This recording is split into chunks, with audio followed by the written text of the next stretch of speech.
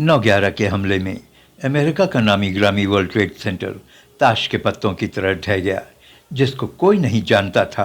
अचानक दुनिया के सभी बड़े छोटे न्यूज़पेपर में उसका नाम हेडलाइंस में छप गया। समाचार पत्र बेचने वाले सड़क पर आकर चिल्ला चिल्लाकर अपने न्यूज़पेपर को बेच रहे थे। उनके पास न्यूज़पेपर्स को खरीदने वालों का हुजूम सा लग गया था। दुनिया भर के टीवीज पर एंकर चीख रहे थे, अमेरिका का प्रसिद्ध वर्ल्ड ट्रेड सेंटर धराशायी। अलकायदा के आतंकवादियों ने दो एरोप्लेन्स से वर्ल्ड ट्रेड सेंटर की दोनों बिल्डिंगों को भेज डाला है। दोनों प्लेन्स को बिल्डिंगों के अंदर घुसेड़ दिया है, कहना बेहतर होगा। ओसामा बिन लादेन के पिता मोहम्मद बिन लादेन सऊदी अरब के एक अरबपति बिल्डर हुआ करते थे। कहा जाता है कि उनकी कंपनी ने सऊदी अरब की लगभग 80% सड़कों का निर्माण किया था। इंजीनियरिंग की पढ़ाई करते वक्त ओसामा कट्टरपंथियों के संपर्क में आ गया और बाद में वो अलकायदा नामक आतंकी संगठन का सर्वेसर्वा बन गया। इस आतंकी संगठन ने 11 सितंबर 2001 को अमेरिका के न्यूयॉर्क शहर के वर्ल्ड ट्रेड सेंटर पर प्लेन से हमला किया। यही नहीं, वो कई देशों में आतंकी हमलों का दोषी है।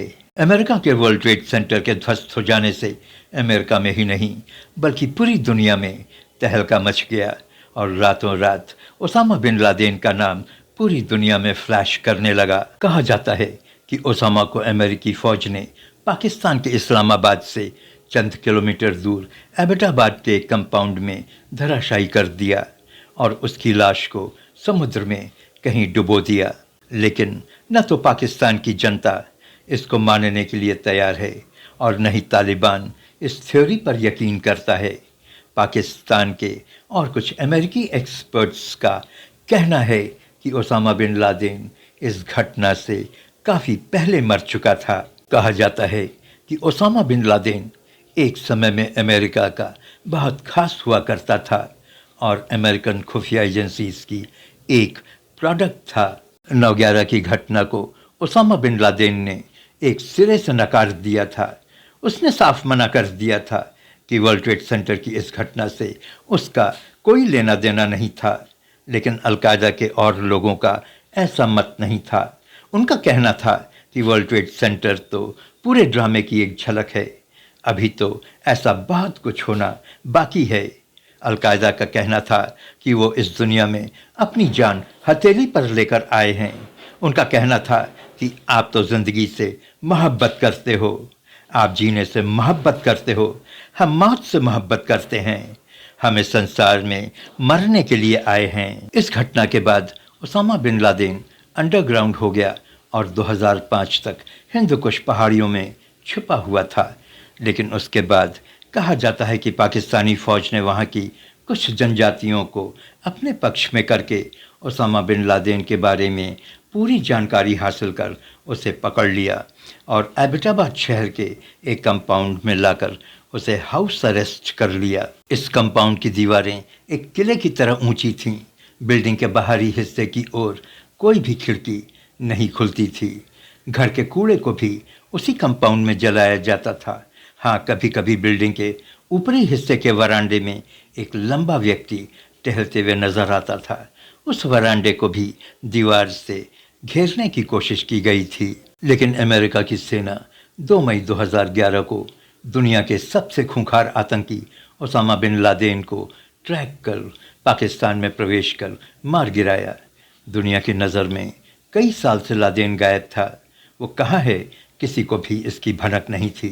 लेकिन 13 साल पहले लादेन को मार गिराने की स्क्रिप्ट लिखी जा चुकी थी। आपको शायद याद हो कि 9 सितंबर 2001 को अमेरिका में 4 पैसेंजर विमानों का अपहरण कर उन्हें बम की तरह इस्तेमाल कर आतंकी हमले को अंजाम दिया था। इसमें करीब 3000 लोग मारे गए थे और ओसामा तब से अमेरिका का सबसे बड़ा दुश्मन बन गया था। अमेरिका की खुफिया एजेंसी उसकी खोज में दिन रात लग गई थी और हर 30 दिनों की रिपोर्ट उस समय के अमेरिकी राष्ट्रपति ओबामा बराक उनसे मांगते थे। एक दिन अचानक वर्ष 2009 में 9/11 की बरसी से एक दिन पहले CIA के डायरेक्टर ओबामा से मिलने आए और उन्होंने बताया कि हमारे खुफिया एजेंसी ने अबू अहमद अल कुवैती नाम के शख्स का पता किया है जो अलकायदा के लिए संदेशवाहक का काम करता है। उसके जरिए पता चला है कि पाकिस्तान की राजधानी इस्लामाबाद से 135 किलोमीटर दूर एबटाबाद शहर के एक बड़े कंपाउंड के अंदर बने बिल्डिंग में शायद ओसामा बिन लादेन रहता है। CIA के डायरेक्टर ने ओबामा को बताया कि इस बिल्डिंग में कोई भी खिड़की नहीं है और वरांडे को भी दीवारों से घेर दिया गया है। भला वरांडे को कौन घेरता है? उन्होंने आगे बताया कि कभी कभी एक शख्स बिल्डिंग से निकलकर कंपाउंड के अंदर ही तेज कदमों से चहलकदमी करता है। उन्होंने आगे बताया कि जासूसों का मानना है कि यह व्यक्ति लादेन हो सकता है। उस डायरेक्टर ने यह भी बताया कि उस घर में न तो कोई इलेक्ट्रॉनिक डिवाइस है, न कोई लैंडलाइन कनेक्शन है और न ही उस घर में कोई इंटरनेट कनेक्शन है। खुफिया एजेंसीज के साथ ही साथ ओबामा को भी लगने लगा था कि हो न हो ये शख्स ओसामा ही हो सकता है। बस फिर क्या था, ओबामा ने 29 अप्रैल 2011 को एबटाबाद के उस कंपाउंड में घुसकर लादेन को मारने की अनुमति दे दी। इस मिशन का नाम ऑपरेशन नेपच्यून स्पेयर रखा गया और फिर 2 मई 2011 को रात के 11 बजे के करीब 2 ब्लैक हॉक हेलीकॉप्टर्स अफगानिस्तान के जलालाबाद से पाकिस्तान के एबटाबाद के लिए उड़ान भरते हैं। इस मिशन में कुल 23 सदस्य हेलीकॉप्टर पर सवार थे।